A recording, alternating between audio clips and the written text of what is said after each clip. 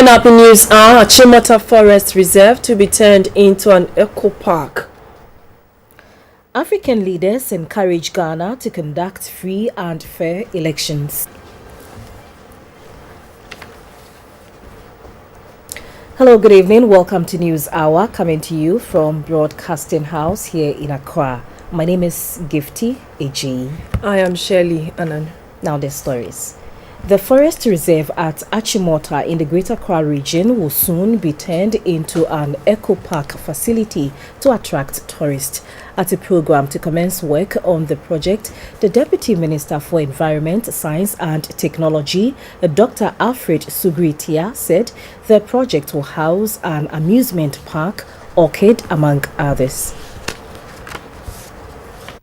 Ecotourism Society is a responsible travel to natural areas that conserves the environment, sustains the well-being of the local people and their culture, and also provide information to tourists. To serve this purpose, the government of Ghana, together with the Forestry Commission, conceived the idea to turn part of the Achimota forest into an Accra Eco Park. In 2014, the Forestry Commission and the Ministry of Lands and Natural Resources, in collaboration with the Parliamentary Select Committee on Lands and Forestry, followed laid-down procurement process to help develop the Achimota forest into an eco park. At the sword-cutting ceremony to commence work on the eco park, the Minister for Lands and Natural Resources, Mr. Ni Osamils, said the conversion of the Achimota forest into an ecotourism facility is a timely intervention to save the forest from further destruction and also an opportunity to generate revenue. The Achimota Forest Reserve has long been recognized as having outstanding potential for ecotourism development, considering its location within the capital of the country. The Accra Eco Park Development Project has therefore been conceived to provide a unique opportunity to demonstrate to the business community and the Ghanaian public that ecotourism is a viable, environmentally friendly, employment-creating and sustainable income-generating venture worthy of investment. The Deputy Minister for Environment, Science, Technology and Innovation, Dr. Alfred Sugritia, said the commencement of work at the Accra Eco Park will also provide business opportunities and create over 4,000 jobs. During the operational phase, more than 2,000 direct and 10,000 indirect jobs will be created. This will include tour guides, caterers, drivers, accountants, managers, ecologists, mechanics, engineers, security personnel, and numerous business opportunities. The Chief Executive of the Forestry Commission, Mr. Samuel Afaridate, said the Commission will make sure the Eco Park is put to good use. The Accra Eco Park will be implemented in phases over a 7-year period.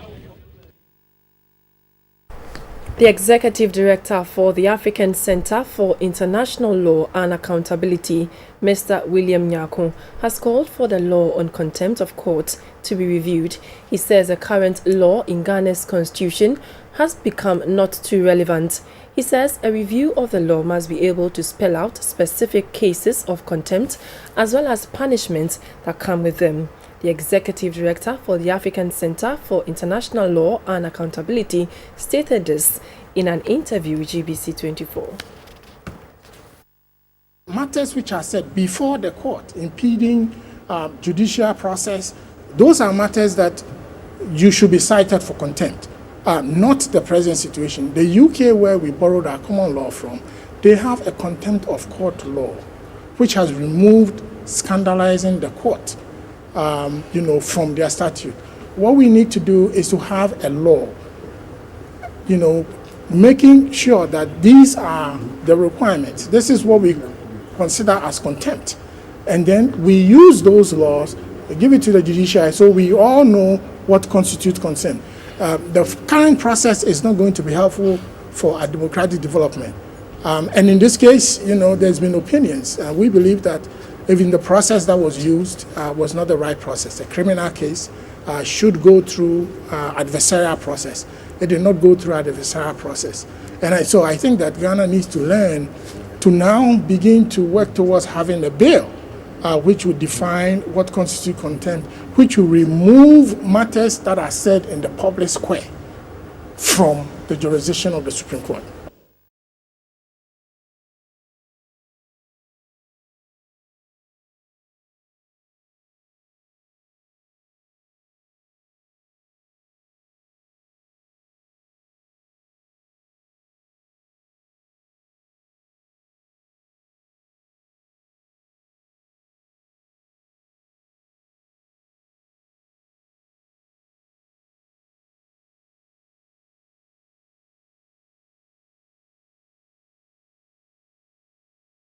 Again, you're still watching News Hour on GBC24. On the political front, the presidential candidate of the New Patriotic Party, Nana Addo Dankwa Akufo-Addo, has reassured Ghanaians of his party's resolve to find a lasting solution to many of the challenges confronting the country. He said an MPP administration under his watch would curate the necessary condition to boost investor confidence and make Ghana work again. Nana Akufo-Addo made this known when he took his campaign tour to part of Okaigwe North constituency. A report by Rebecca Ewia. The team made its first stop at the old Achimota Charcoal Station, where supporters clad in party colors waited earnestly for the arrival of the MPP presidential candidate Nana Addo Dankwa Akufo-Addo.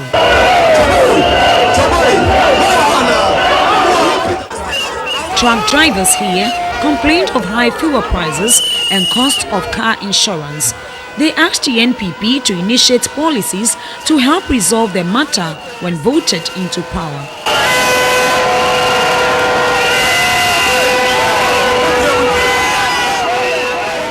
The Member of Parliament for Okaigwe North, Elizabeth Saki, asked sympathizers to canvass for more votes for Nana Addo and the parliamentary candidate Hussaini Issa. Abatuona kaya bosu miensa pe. Sa bosu miensa no. Fiti ena ye ni mu kasa mo ehu Nana Addo Dankwa Akufo-Addo. Me pese wo ye wo evangelist MPP. Na wo kwa Nana Addo Dankwa Akufo-Addo. Ho asem ekire won a still wo manya wo madwene no.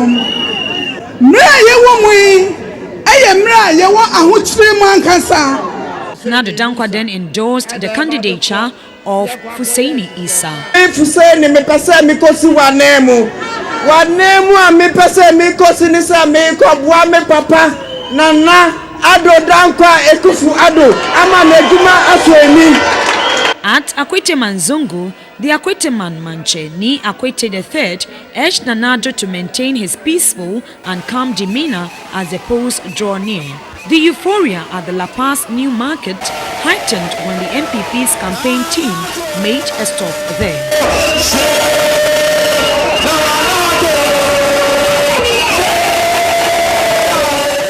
The market queen, Bahima Boatima, shared a few concerns with the flag bearer.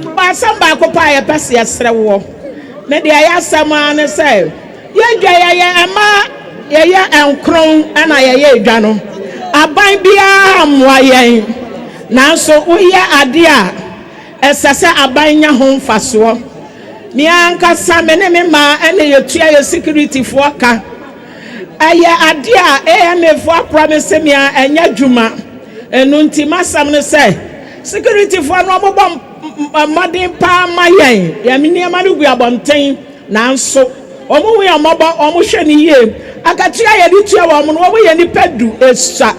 Nana Akufo-Addo reiterated his PSHS agenda of the MPP, saying it is the biggest scholarship of all time for every student.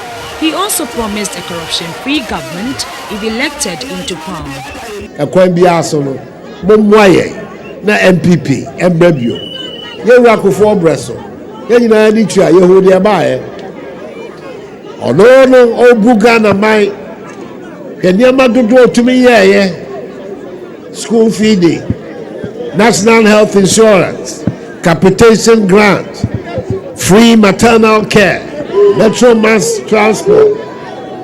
Sansi say nyina oye no na sata mi ni fango ye wanya ono no hu ye nso wanya ho faso da na ba ye nya ho faso obi a wa ba beto fango no enya ho faso nso hwe ba bi ode akọ akosi Ghana for sena mese ye meta na chi ye boa me ye nka che ye wura mahama ti e dase afi afoye on si form na kufu adomra medamase onyame nsia mo nyina ba Party faithful at La Paz Namecha could not hide their joy, but to pour out onto the streets to express their support for the NPP. The party's One Factory, One District agenda for the 2016 campaign, according to Nana Akufo-Addo, is feasible as the party has mapped out a clear strategy to achieve it. Bekaiwa for GBC24.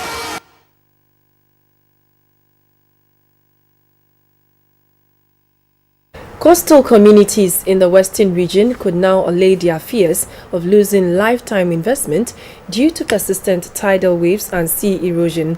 This follows the implementation of a multi-million-dollar coastal projection project. On his campaign tour of the western region, President Mahama said the provision of sea defense walls in coastal areas is one of government's interventions to meet the needs of the people. He said this when he inspected a sea defense wall at Shama and Abuazi. Most coastal settlements in Ghana are buffeted by the sea. They are located on low ground, thus at the mercy of tidal waves.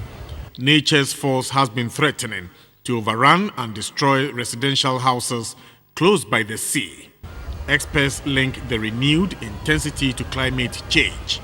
The government's remedial measures rest on the president's policy to secure all inhabited and habitable places on the coast.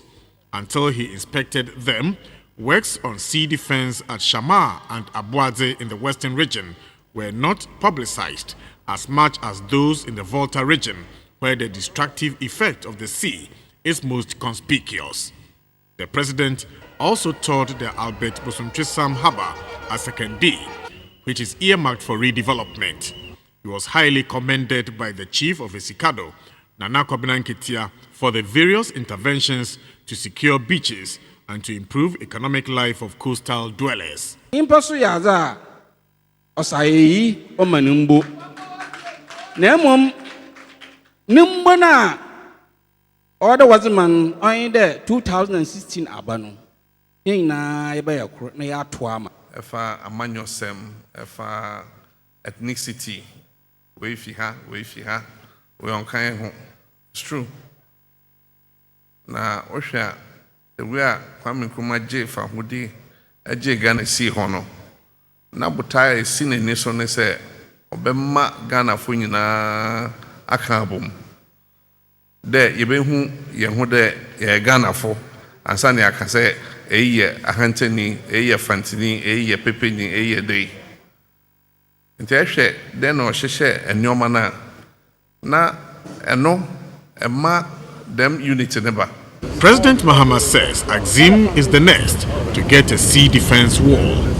He has also indicated that government has raised funds to provide places of convenience at all beaches.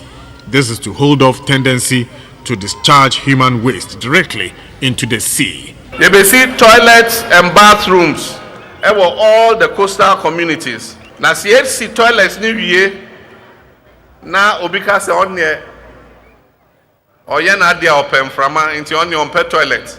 No the beko podum ho a ene coastal sanitation for so hu a wa wasema. Enti Ministry of Fisheries your fishing communities na I ben pono obesi toilet and bath. Toilet and bath. Ubetimi dware e wo bathroom no so. Se na be ya obia enkopo mu enkoye na emfata. Already the government has stopped the use of Kolegono Beach as tipping point by introducing scientific treatment of fecal matter.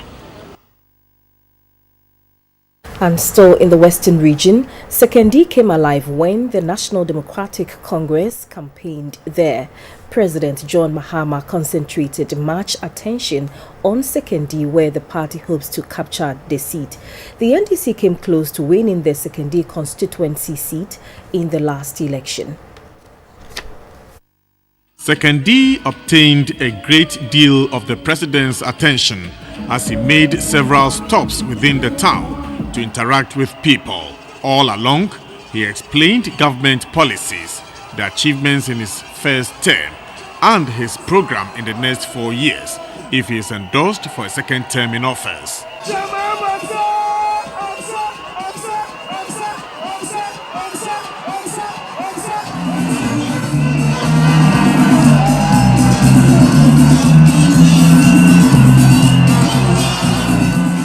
The second D tour ended in a mini rally addressed by NDC's national organizer Kofi Adams, a member of the party's campaign team, Madame Faustina Nelson, and President John Mahama.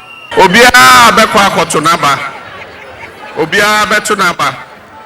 Na yempenyifo oka bibide nipa neto aba na tweja mponyakopon ono si hene. Na minimde yabetu yaba na nyankopon tweja mponyame adawrumanti NDC ebedi nkudimbiom ewo 2016 abatu me be president me yi enyomenum me ka de me the investment ebetu dem nyama enum efa baako a oyensu baako ye kanea ni otodo eye empomuden ni otodo ya adesua na ni otodo nso eye akwan.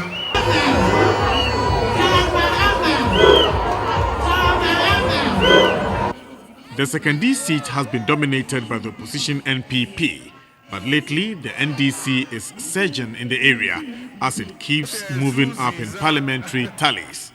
Second D will definitely be a litmus test to determine how well the NDC is penetrating what used to be an MPP political fortress. Overall, the NDC controls 17 out of the 26 seats in the Western region, with all the seats in the north of Western region in the hands of the party. Napoleon Atukitu reporting. Panelists at a UNDP policy forum are of the view that African countries can learn from each other to enhance the electoral process. Discussing the trends, challenges and opportunities of elections in Africa, they agreed that Ghana can draw lessons from recent polls in South Africa and Zambia. The test for Ghana will be to keep her enviable record intact come December. In sub-Saharan Africa indicates that a lot of democratic progress has been made to hold credible elections. The challenges including infrastructure, logistics, funding and at times post-electoral violence are however the same as the scenarios remain similar. Elections in sub-Saharan Africa was the main focus of the 5th Mandela Policy Forum organized by the UNDP as part of events marking their 50th anniversary. The forum, the first to be hosted in Accra outside their base in Addis Ababa, comes at a time that Ghana is a few months away from the general elections. But the opportunities like peer learning can help countries to learn from the mistakes of others and build strong institutions. Ghana has been the pioneer in the journey towards democracy and democratization in Africa. Apart from its role in the liberation of our continent, the first sign that a new wave of democratization was spread over in the continent occurred in Ghana in 1992 with the transition from a military government to a democratically elected government here in Ghana. A former chair of South Africa's Independent Electoral Commission, Dr. Brigelia Bam, says although a lot of strides have been made in the past 2 decades, to date, some African countries have permanent heads of state. Many of our heads of states are exploiting it. They are changing the constitution in order that they remain in office forever. There are countries where we actually have permanent heads of states, and you wonder why we have elections. And when these permanent heads of states are going to be there, there's always violence because people are a bit tired. They like the ancestor who has been there for a while. but they would like to see change because that's what they think it's about. And that's a crisis for us. Making a case for a credible voters register, the chair of the Electoral Commission, Madame Charlotte Osei, said a robust national identification system is the answer. We need stronger institutions in Africa, absolutely. The electoral commissions themselves have to be stronger. They have to exercise their independence more.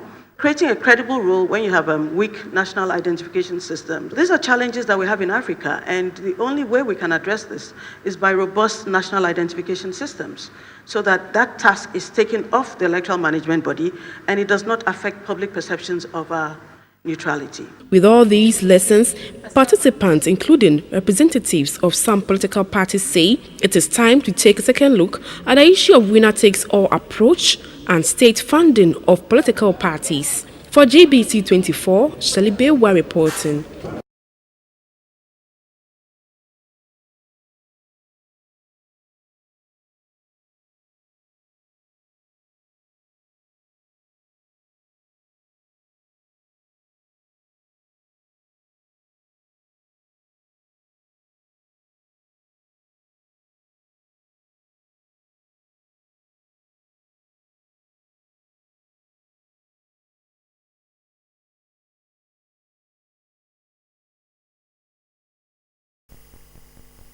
Back is still watching News Hour on GBC24.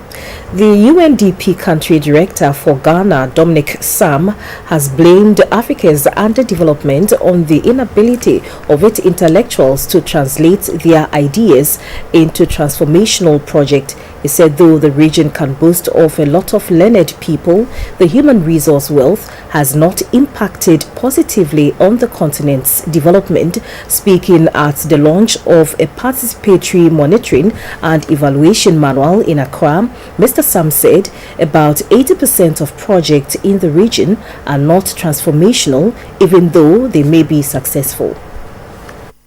Promoting accountability, transparency and equity has been the core mandate of many civil society organizations operating in the country. Since Ghana was established on August 4, 1998 with a maiden name Social Enterprise Development Cent Foundation of West Africa. It has since evolved into a reputable organization with specialty in policy research and advocacy, focusing on pro-poor policy and development program monitoring in Ghana. It is also into service delivery through the promotion of livelihood security. In his remark, the country director of UNDP, Mr. Dominic Sam, called for a paradigm shift in the way issues are tackled in Ghana and other developing countries.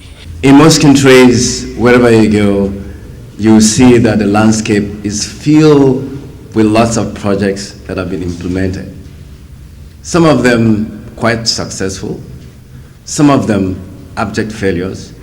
But the simple truth is that above 80% of these projects are non-transformational. The CEO of Send West Africa, Safa Kamara, said respect for principles of accountability, equity and participation is key in their operations. Driven by the inequalities that surround us, inspire some of us to say we can make a difference.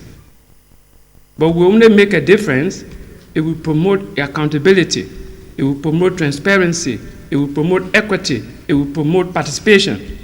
Because it's one thing having a vision, but it's another thing having the craft to realize that vision. As part of the celebrations, a participatory monitoring and evaluation manual was launched. The book was reviewed by Dr. Esther Ofeabuaji of the NDPC.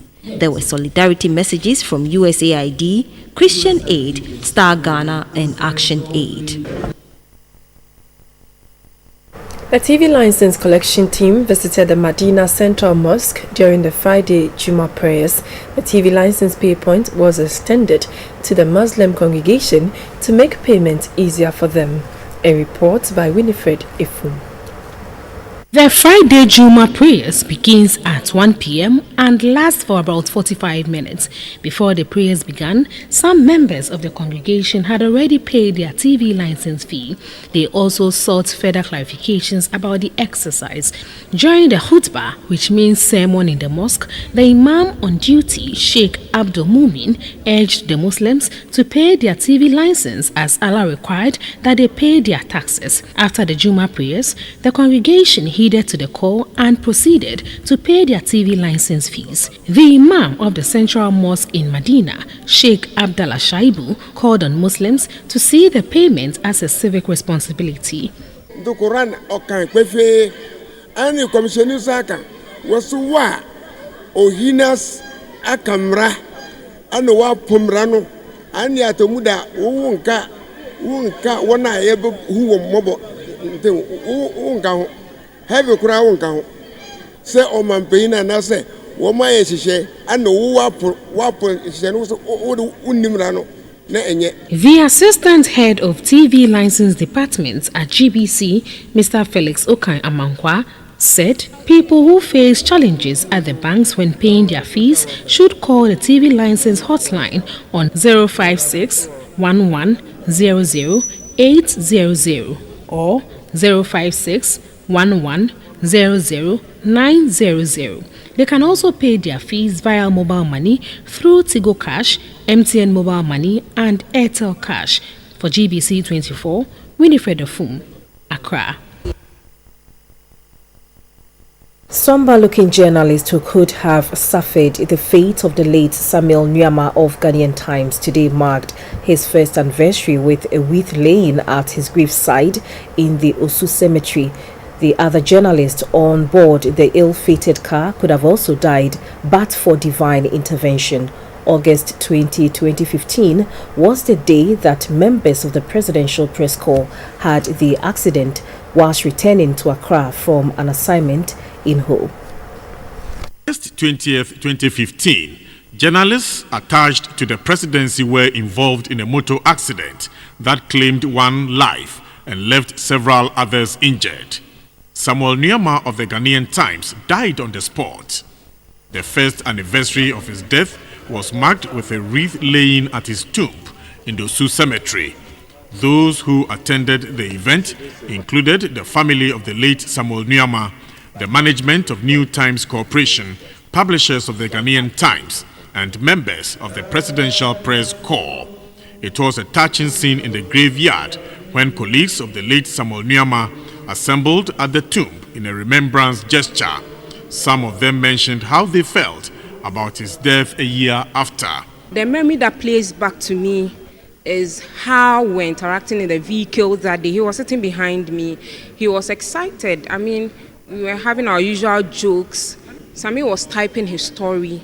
That is what I remember. He was typing his story and he was in a hurry to finish and send to the office for publication. We feel his absence every day because of the special role he was playing in the newsroom. Today brings back all those bad feelings, all those bad memories, and we are still asking ourselves questions. We're still asking ourselves why must it be him? Why must he go that early? So the feeling is still bad. According to accounts given by his own colleagues, the deceased shared jokes and happy moments with them on their way to Ho from Accra. On their return, he was typing his report on his laptop when suddenly the car burst a tie and somersaulted many times. The late Nyama was thrown out of the car into a swamp, only for the full weight of the vehicle to fall on him. He was retrieved from under the car lifeless. A senior sister of the late Nyama's wife, Hilda Aban, laid a wreath on behalf of the wife and son and spoke to the news team. He was too young to die. We feel there's a lot of life ahead of him. There was a lot he could do, especially with a young marriage, 3 years of marriage, and then with a little son who was barely 2 years old. There was a lot of life ahead of him.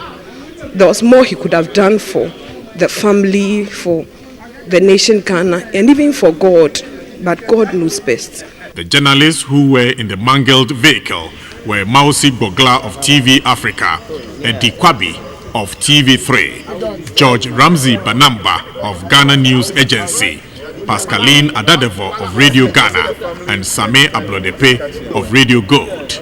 Others were Napoleon Atukito of GTV, William Gentu of Peace FM, Victor Pebbles Odoi of Flagstaff House Communications, Kwame Asaribuedu of the Daily Graphic, Patrick Bida of the Enquirer newspaper, and Richard Jojo Ajari of UTV. We'll take at this point, and when we come back, business will be next. Please stay.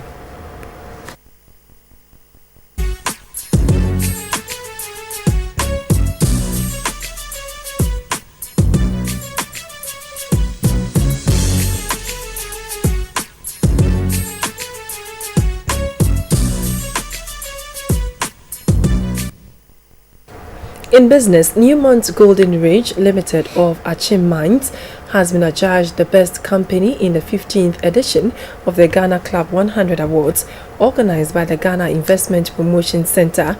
Ghana Oil Company GOIL grabbed second position, while the third position went by Golden Star Resources Limited.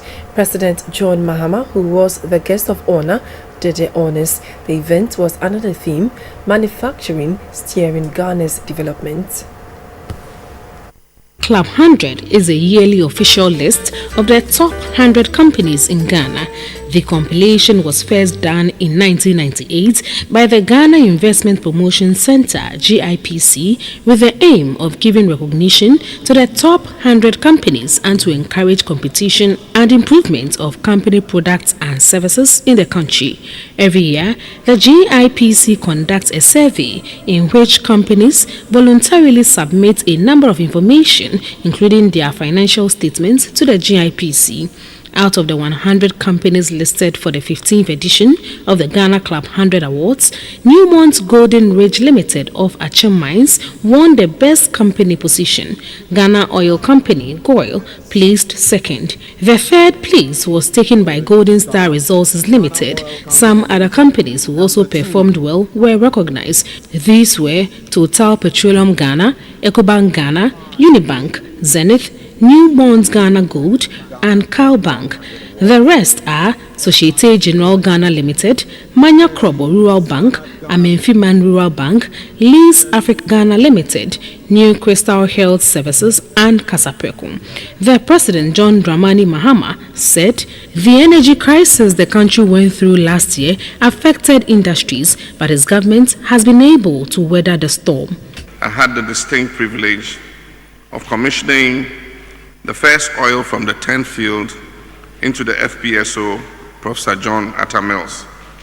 Gas from the Sankofa field and the Jubilee field and the 10th field will provide us with about 300 million standard cubic feet, which will power in excess of 1,500 megawatts of power for nearly the next 20 years.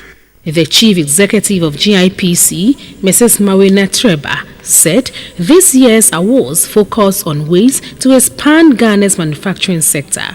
The theme for this year, Manufacturing, Steering Ghana's Development, could not have been more appropriate, given that the country is in an era where government's focus is on leveraging investments in manufacturing as part of a broader import substitution strategy to grow the economy.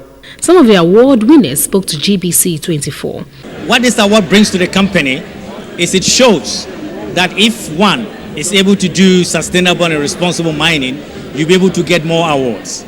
We thank God so much for this award, the 21st company in the Ghana Club 100 Awards, and the first in the rural bank category, the leading rural bank in Ghana. We are very, very proud for this award, and we dedicate it to our staff. We dedicate it to our hardworking customers, all the stakeholders of the bank. We want to assure them that Manja Krobo Rural Bank is doing very well, and we promise them that God willing next year will be within the first 10. We are proud to be nominated and to receive this award. In fact, it's a big honor to us as a team. I thank God for my team. They have done well. I congratulate everybody who has made this award possible. Most of the companies listed on the Ghana Stock Exchange are included in this year's Ghana Club 100. From January 2017, applicants of passports, driver's license, and all those who want to register their lands will have to acquire taxpayers' identification numbers to do so. The arrangement, which is captured in the Revenue Administration Act 2016, aims to capture potential taxpayers in an attempt to widen the tax net.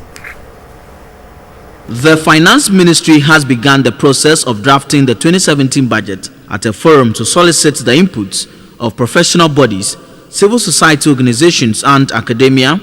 The head of the Tax Policy Unit of the Ministry of Finance, Anthony Jajra, said a committee is discussing the possibility of incorporating the informal sector into the tax regime. The Revenue Administration Act is saying that for a number of transactions, you need a team. So, and that is one of the reasons why Parliament says you should take our time and implement that law. So when you are going to procure a passport, you need a team. When you are going to opening a bank account, you need a team. If you are going to register your vehicle, you need a team. So when you are going to register your land, you need a team. So it's been widened. So gradually, we are going to identify everybody who is a potential taxpayer. Deputy Minister of Finance, Kesela Tufosin, said the stakeholder consultations allows for transparency in the budget-making process. Better budget transparency and accountability. The stakeholder consultation process has become one of the relevant approaches to improve good governance and proper accountability to the citizenry. Most civil society organizations at the forum commended the ministry for incorporating suggestions they made into the 2016 budget. Tomato farmers in Benue State, Nigeria are worried over the wastage of their produce due to lack of storage facilities. They are calling on the government to help them out. Some locals say tomatoes were left to rot because there were no buyers for the produce.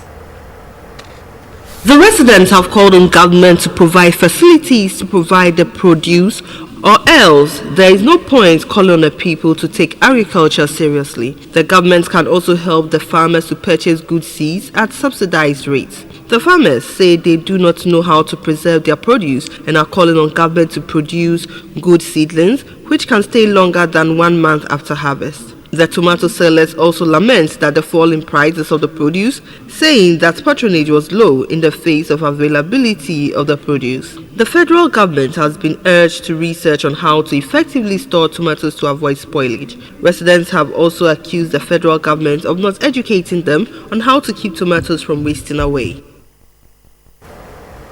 And still in business, the number of U.S. citizens filing for unemployment benefit fell more than expected last week. This is reinforcing views of labor market strength that could encourage the Federal Reserve to raise interest rates soon.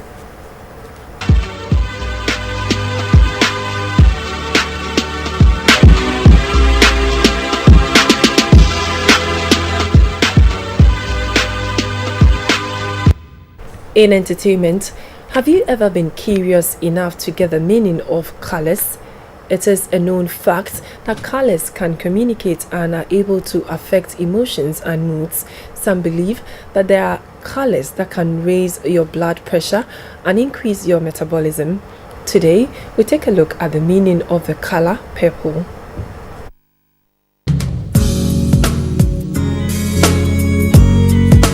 Purple combines the calm stability of blue and the fierce energy of red.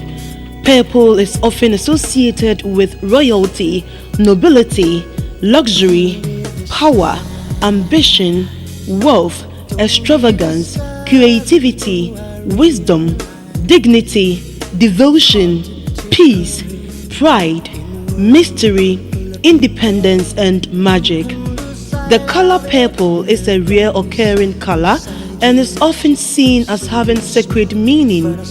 It has a variety of effects on the mind and body, including uplifting the spirit, calming the mind and nerves, enhancing the sacred, creating feelings of spirituality, increasing nurturing tendencies and sensitivity, and encouraging imagination and creativity.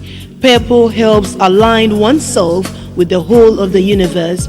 Light purple hues represent feminine energy and delicacy, as well as romantic and nostalgic feelings. Dark purple hues evoke feelings of gloom, sadness, and frustration. These are just a few of the meanings of purple, which you must bear in mind whenever you choose to don the color purple. If this one makes you crazy and you're taking all you can bear, just call me up because you know I'll be. Thank you for watching News Hour on GBC24. Before we go, let's take a look at the stories that made headlines. The forest reserve at Achimota in Accra will soon be turned into an eco-park facility to attract tourists. According to the Ministry for Environment, Science, Technology and Innovation, the project would house a number of tourist attractions.